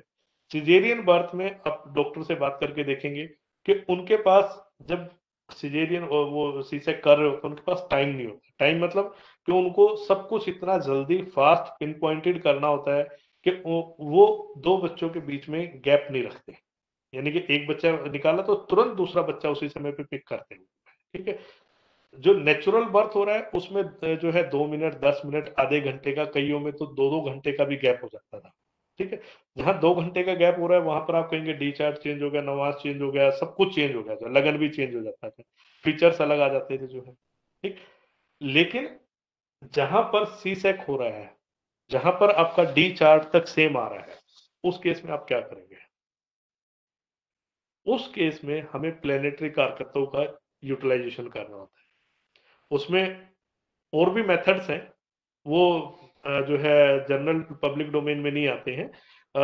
उसमें सिंपलेस्ट वे में हमें प्लेनेटरी कारकत्व लेना है। और प्लेनेटरी कारकत्व जब हम विचार करते हैं, तब हमें एक बात ध्यान रखनी है कि वो हम उन दोनों लोगों के रेस्पेक्ट में ले रहे हैं जो ट्विन है, सिर्फ उनके रेस्पेक्ट में हम ले रहे हैं, उसको सबसे नहीं जोड़ सकते। क्योंकि जहां पर दोनों बच्चों का सब कुछ सेम आ रहा है, तो हमें प्लेनेटरी कारकत्व जो है लेकर के उनके अंदर डिफरेंस करना है कि बड़ा ये है छोटा ये। अब जैसे हम जनरल बात करते हैं, शनि से हम बड़े भाई का विचार करते हैं, मंगल से छोटे भाई का विचार करते हैं। ठीक है, जीव दोनों ही है। अगर किसी दो बच्चे पैदा हुए हैं, दोनों लड़के हैं, तो दोनों ही जो है गुरु है। ठीक, ये भी गुरु, ये भी गुरु। अब इसमें डिफरेंशिएट करने के लिए हमें क्या करना है, तो जो बड़ा है उसको शनि जोड़ेंगे, जो छोटा है उसको मंगल। ये इस तरीके से हम डिफरेंशिएट करते हैं, क्योंकि आपका बड़ा भाई शनि से रिप्रेजेंट होगा, छोटा भाई जो है वो मंगल से रिप्रेजेंट होगा। दोनों ही जो है जीव है। हर इंडिविजुअल, एवरी इंडिविजुअल, अगर आपके 8 भाई हैं, आठों भाई अपने अपने हॉरोस्कोप के अनुसार जुपिटर है। किसी के 5 भाई हैं, पुराने समय में देखेंगे मल्टी ज्यादा बच्चे होते थे, आजकल तो एक एक दो दो मुश्किल से है। पुराने समय में अगर किसी के 6 भाई हैं, 7 भाई हैं, आज भी ऐसी कुंडलियां जिसमें 8-9 भाई बहन है, तो उनमें आप देखेंगे कि इंडिविजुअल लेवल पे हर एक जीव जो चार्ट है उसमें गुरु उस नेटिव को रिप्रेजेंट कर रहा है, लेकिन विद रेस्पेक्ट टू अदर जो सिबलिंग है उसके रेफरेंस पॉइंट चेंज हो जाता है। एक ही, जैसे अगर कोई बीच का मान लीजिए किसी के 3 भाई बहन है और जो बीच वाला है, तो उसके लिए जो है बड़ा भाई शनि है, छोटा भाई मंगल है और वो खुद गुरु है। ठीक, ऐसे हमें डिफरेंस करना पड़ता है। उसमें भी अगर किसी के 2 बड़े भाई हैं, तो उसमें भी हम फिर जो है शनि, फिर उसके बाद गुरु, इस तरीके से विचार करके चले। ठीक है, तो उसमें कारकत्व चेंज होता चला जाता है। कारकत्व के अनुसार ही हमारे को रिजल्ट्स मिलते हैं। यहाँ पर सबसे जो जरूरी चीज है वो प्लेनेट के कारकत्वों को पकड़ना, ग्रह किस दिशा में किस गति से किस तरफ जा रहा है, इस चीज को पकड़ना। उसके बाद नेक्स्ट हमारा प्रोग्रेशन आता है। और बाकी जो सब्टल लेवल पे, जैसे मैंने राशि का बोला, धर्म अर्थ काम मोक्ष की बात करी, उसके अलावा जो है आपका जो वर्ण व्यवस्था की बात करी, ब्रह्मचर्य पालन है, ये है, वो सब चीजें।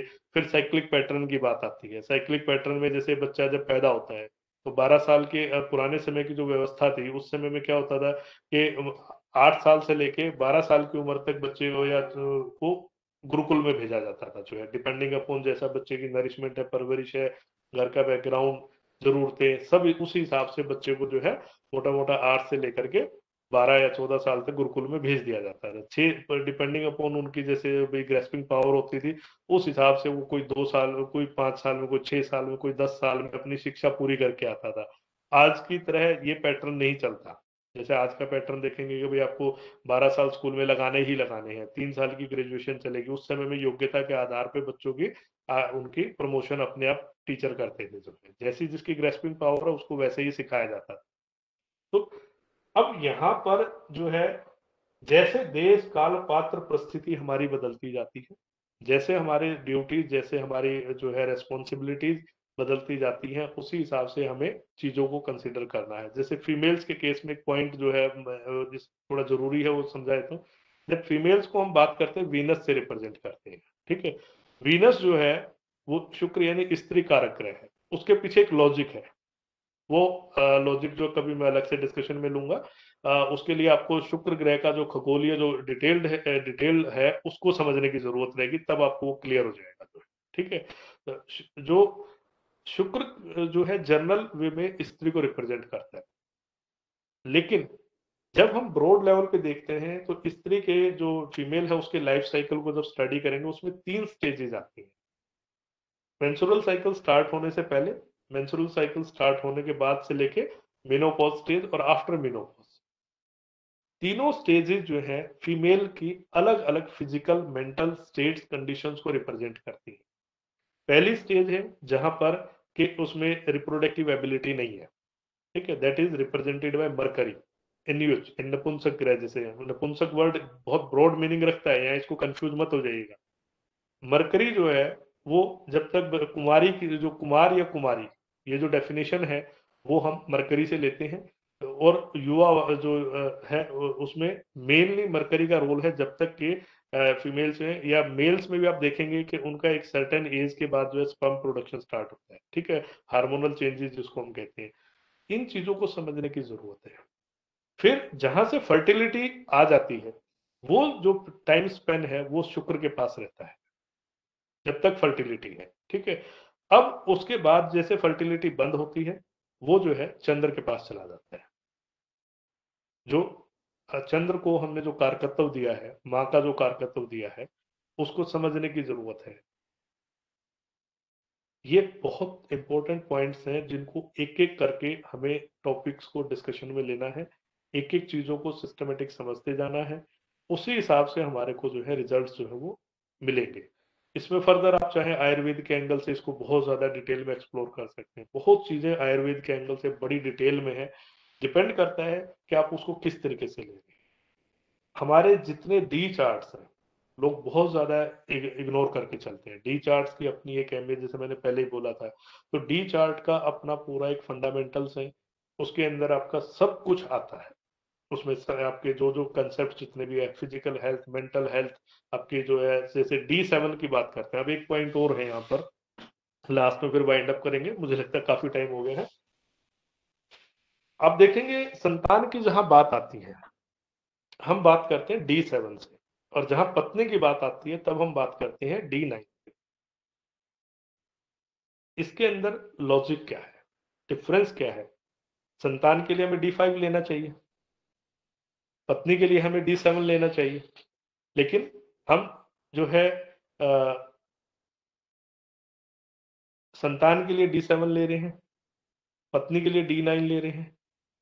इसके पीछे जो है ना, हमें पूरा डिटेल में समझने की जरूरत है। D9 से ये भी कहा गया सब चीजों का विचार करो, D7 से भी कहा गया सब चीजों का विचार करो, ठीक है। हिंदू मैथोलॉजी का एक सिद्धांत है, दैट इज धर्म। हर क्रिया जो है हमारे यहाँ, उसको धर्म के ताने बाने में, धर्म के तराजू में, धर्म के आवरण में जो है उसको किया जाता है, उसको तोला जाता है, परखा जाता है। उसी धर्म की, धर्म का मतलब हमारे पास क्या है यहाँ पर, मर्यादा या मर्यादित आचरण। ठीक, तो जो हिंदू धर्म के अनुसार पत्नी का जो उसको क्या विवाह जो हम कहते हैं या जो चयन है, तो उसका जो आधार है वो अलग है। ऋषि के लिए सिद्धांत ये है कि वो पितृ ऋण से पूर्ण होने के लिए पत्नी को स्वीकार करता है। ठीक है, अब यहाँ पर उसके लिए धर्म प्रधान है, उसको पितृ ऋण से पूर्ण होना है, तो उसके लिए नोआ हाउस जो है, या जो हमारे यहाँ जो शास्त्र सम्मत जितने भी विवाह है, आपने देखा होगा विवाह की अलग अलग परिभाषाएं दी गई है, ब्रह्म विवाह, ये विवाह, वो विवाह, उसमें जो है D9 की जहां बात आ रही आती है, यानी कि शास्त्र सम्मत जो भी कार्य है, और उसमें शास्त्र सम्मत कार्य में अर्धांगिनी का सबसे बड़ा रोल कहा गया है। धर्म, अर्थ और काम, तीन पुरुषार्थों की सिद्धि के लिए आपको अर्धांगिनी का होना आवश्यक है। या तो आप संन्यास ग्रहण करो, उसमें आपको अलग डिसिप्लिन आ जाएगा, इसी या अगर आप ब्रह्मचारी रह रहे हैं उसका अलग डिसिप्लिन है, अगर आप जो है गृहस्थ रह रहे हैं तो उसके लिए आपका D9 इफेक्टिव होना जरूरी है। ठीक है, तो पत्नी जो है धर्म के अनुसार ग्रहण करे, तो वहां पर जो है आपका जो परिभाषा है वो अलग आ जाती है। संतान का भी सेम वही चीज है। D7 संतान जो है जरूरी नहीं है कि आप धर्म के अनुसार करें, विवाह भी जरूरी नहीं धर्म के अनुसार होगा, लेकिन मैथोलॉजी के अनुसार जब हम उस डिसिप्लिन के अनुसार बात करते हैं तो हमें D9 यानी कि धर्म के अनुसार, सामाजिक मर्यादा के अनुसार, तो उस समय पे जहां धर्म और सामाजिक मर्यादा कैसे आई कि वहां पर जो है वर और वधु को सामाजिक तौर पे उनका मिलान किया जाता है। सामाजिक तौर पे जैसे क्या है कि भाई ये वर है, ये वधु है, दोनों के पारिवारिक जो है शैक्षणिक योग्यता, शारीरिक योग्यता, रंग रूप, कद काठी, हर चीज से मिलान करके उसके बाद जो है विवाह की सम्मति दी जाती है। तो वो धार्मिक और सामाजिक मर्यादाओं का पालन होता है वहां पर। धार्मिक क्या है कि उसको धर्म के एंगल से उसमें, और सामाजिक मर्यादा क्योंकि वहां मर्यादा शब्द आया तो वो जो है आपका D9 इफेक्टिव हो जाता है। संतान के मामले में जो है वहां पर अब संतान जो है आप किस प्रकार हो रही है उसके लिए भी हमारे यहाँ अलग अलग विधान है।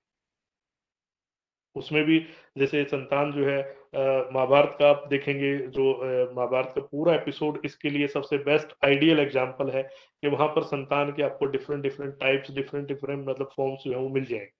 ठीक है, तो वहां पर जो है यह D9 का रोल खत्म हो जाता है। D9 का एक रोल है वो भी आएगा, लेकिन वहां पर काफी हद तक जो D7, क्योंकि अगर संतान जो है विवाह सम्मत हो रही है तो D9 से आएगी, अगर शास्त्रोक्त पारिवारिक मर्यादा सब हिसाब से हो रही है तो D9 का रोल आएगा। लेकिन अगर वो जैसे इसमें जैसे करण का एग्जाम्पल आता है या दूसरे जो एग्जाम्पल आते हैं, तो उसमें ओनली D7 इफेक्टिव होता है, जो है उसमें D9 का रोल नहीं आएगा। अब इसमें एक चीज और है जो पॉइंट आता है, पांचवें भाव से हम संतान सुख का विचार करते हैं। तो यहाँ पर जो अलग से लॉजिक आप देखेंगे, काल पुरुष की कुंडली में आठवां भाव जो प्राइवेट पार्ट्स है, ठीक है, सातवें आठवें से हम विचार करते हैं। उसके बाद जो है नौवां भाव जो है वो नई चीजों को रिप्रेजेंट करेगा, यानी नई सृष्टि को। उसको जब आप एक साइक्लिक प्रोसेस में आप उसको स्टडी करेंगे तो नौवां भाव जो है गर्भाधान का माना जाएगा, और पांचवा भाव जो है संतान उत्पत्ति। उत्पत्ति क्या है? जब संतान की डिलीवरी हुई। इसको भी आप रिलेट करके देखेंगे, ये सारे के सारे कंसेप्ट जो हैं एक दूसरे से जुड़े हुए हैं। सिर्फ क्या है कि आपको उस चीज का एक सिरा पकड़ने की जरूरत है, उस सिरे को पकड़ के आप आगे चढ़ते जाएंगे, आपको अलग अलग जो है जो परिदृश्य है वो अपने आप खुलते चले जाएंगे। ये जो 9th हाउस जो है कंसेप्शन का है, 5th हाउस जो है संतान उत्पत्ति का है, 5th हाउस से संतान सुख का भी विचार होता है। बेसिकली इस 5th हाउस जो है संतान सुख जो है, वो संतान आपको सुख देगी नहीं देगी, ये चीजें हम विशेषकर विचार करते हैं जो है संतान उत्पत्ति, क्योंकि कंसीविंग और संतान उत्पत्ति दो अलग, मतलब डिलीवरी होना, कंसीव होना, इसके अंदर आप देखेंगे 9th हाउस से जब आप उधर घूम के जाएंगे, सूर्य के 9 महीने पूरे होते हैं, चंद्र के लगभग 10 महीने पूरे हो जाते हैं। तो जैसे अब जो गर्भाधान की गर्भ की अवस्था 9 महीने या 10 महीने बोली जाती है, चंद्र के हिसाब से 10 महीने, सूर्य के हिसाब से 9 महीने। उसमें भी फिर डॉक्टरों ने अपना अपना वो रखा हुआ, जैसे 270 डेज के हिसाब से लिया हुआ।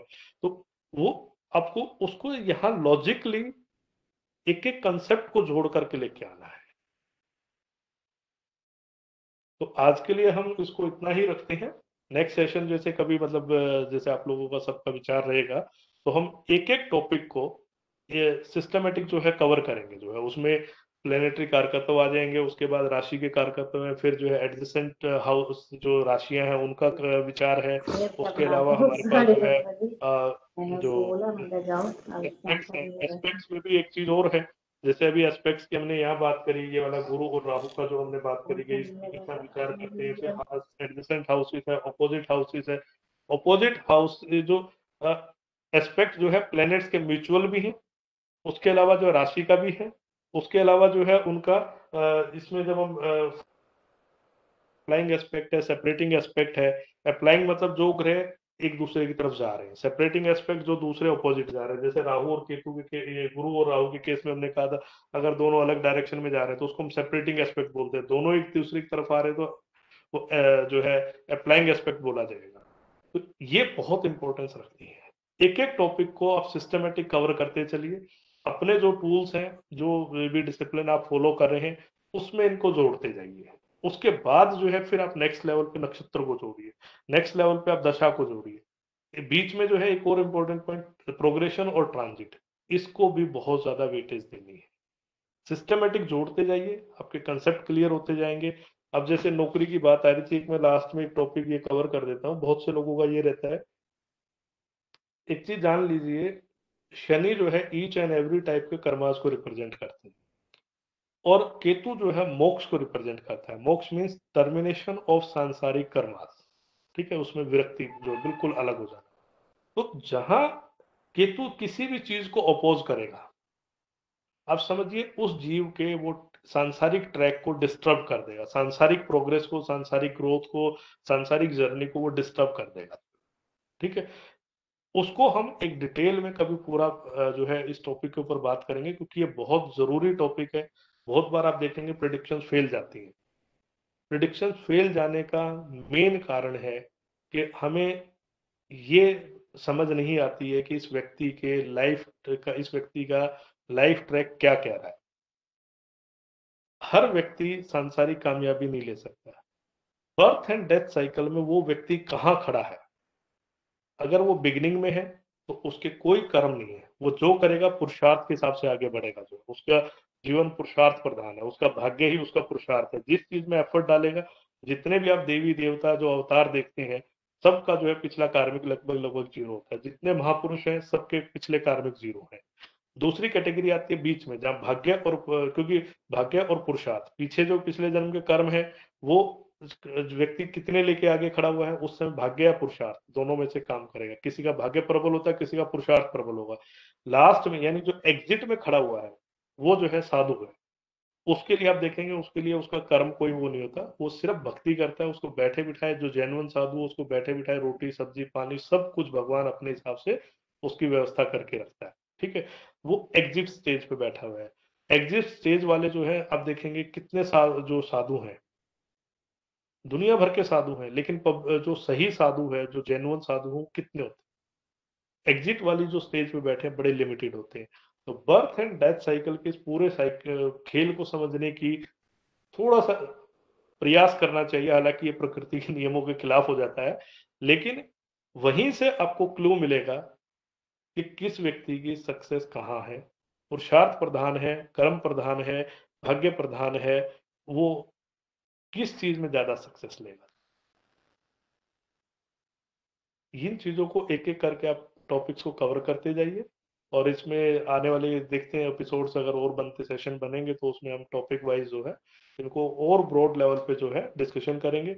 आप लोगों के अगर कोई कुछ क्वेश्चंस हैं तो वो वन बाय वन करके आप ग्रुप में डालते जाइएगा, तो उसके हम कोशिश करेंगे कि जवाब दे दिया जाए जो है। ठीक है, और जो कुछ पॉइंट्स ऐसे होंगे जो हमें आने वाले सेशंस में हम उसको कवर करने की कोशिश करें। ठीक है जी विदित जी, आज के लिए इतना ही कर रहे हैं। हाँ जितेंद्र जी, बहुत अच्छा लगा। एक्चुअली ऑलमोस्ट सभी चीजें आपने टच कर ली हैं, तो उनकी डिटेलिंग के लिए मेरे ख्याल से एक चीज की डिटेल के लिए 1 घंटा लगेगा मिनिमम। तो अपन नेक्स्ट सेशंस में कर लेंगे। और मे बी आज जैसे थर्सडे था, तो वीकेंड्स में करेंगे तो हो सकता है ज्यादा लोग ज्वाइन करें, तो कुछ हाँ, सैटरडे वो इवनिंग तो या ऐसे तो संडे। जैसे सभी को सुविधाजनक होगा उस हिसाब हाँ से देख लेंगे।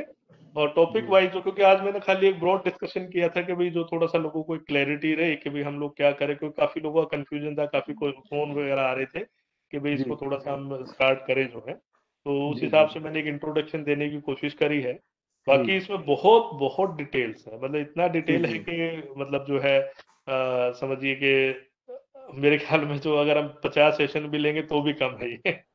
जी जी जी किसी की क्वेरी आई है, इसकी वीडियो डिटेल मिल जाएगी क्या? मैंने रिकॉर्ड तो किया है, क्लाउड पे गया है, लेकिन उसको कैसे क्या शेयर कर सकते हैं वो थोड़ा मुझे सोचना पड़ेगा, उसके क्योंकि लिए ऐसा अभी तो करेंगे, अगर जो अपने वीडियो को क्या नाम है, तो अपना ये जो क्लाउड चैनल पे है उसको रिकॉर्ड वहां है, ये शेयर कर देंगे जो। हाँ लैपटॉप पे नहीं है, ये क्लाउड पे रिकॉर्ड है। तो मैं ट्राई करता हूँ उसकी लिंक मिल तो जाए वहां तो से फिर जो है मैं वो आप लोगों सभी के को साथ एक शेयर साथ कर अवेलेबल हो दूंगा। जाएगा। हाँ ग्रुप में शेयर कर दूंगा मैं, क्योंकि ये ऑफिस का है सिस्को, तो वो आईटी वालों से लेके देना पड़ेगा मुझे, तो थोड़ा नहीं, टाइम वो लगेगा। देख लीजिए, अगर अवेलेबल होगा तो उसको हम अपने यूट्यूब चैनल पे अपलोड कर देंगे, वहां से जी क्या जी सभी जी को अवेलेबल हो जाएगा ये। जी बिल्कुल। और आप यदि रात मतलब शाम के टाइम रखोगे 7, 7:30, 8 बजे के बाद, तो हम ये प्लेटफॉर्म यूज कर सकते हैं, ये बहुत ही स्मूथ है और ज्वाइन करना भी इजी है, और कोई भी आदमी बोल भी सकता है, सब कुछ हो सकता है। मतलब आप इवन आप अपना इवन कंप्यूटर दिखा सकते हो, आप यदि लैपटॉप से लॉगिन करोगे तो आप अपनी स्क्रीन दिखा सकते हो, कोई भी सॉफ्टवेयर दिखा सकते हो, एक्सेल शीट दिखा सकते हो, तो और वीडियो कुछ दिखाना चाहो तो वीडियो भी दिखा सकते हो आप, तो तो काफी बिल्कुल अच्छा नेक्स्ट टाइम सॉफ्टवेयर जो है है ना, ये। इसका कोशिश रहेगा कि हम अपना जो पीपीटी या उसका जैसे पीडीएफ फॉर्मेट में जो हमारे डॉक्यूमेंट्स हैं हाँ उनको हाँ हाँ मतलब साथ के साथ जो है हाँ यूज करने की कोशिश करेंगे। जो आज तो मेरे खाली मोबाइल से मतलब चलो एक इंट्रोडक्शन हो जाता है, बाकी जैसे हाँ सभी लोगों की रुचि रहेगी उस हिसाब से फिर इसमें हाँ लैपटॉप या जैसे अपना स्क्रीन का यूज करेंगे जो है। हाँ लैपटॉप से या कंप्यूटर से आप ज्वाइन करेंगे तो आप शेयर कर सकते हो, कुछ भी शेयर कर सकते हो आप, कोशिश उसमें शेयर करेंगे। ऑप्शन आता है तो आप सब शेयर कर सकते हो। बिल्कुल। ठीक है जितेंद्र जी, थैंक यू एवरीवन, थैंक्स आप ऑल द सभी का धन्यवाद जो पार्टिसिपेंट्स। है, बाकी कोई आपके सजेशन कमेंट्स वगैरह हैं तो आप ग्रुप में शेयर कर सकते हैं। ठीक है जी, बाकी जी अगला सेशन जो है सभी लोग विचार करके और जैसे वीकेंड्स वगैरह का ही विचार करेंगे उस हिसाब से देखते हैं जो है। जी जी, थैंक यू, ठीक है, थैंक यू ऑल। नमस्कार। नमस्कार, मैं एंड कर रहा हूँ।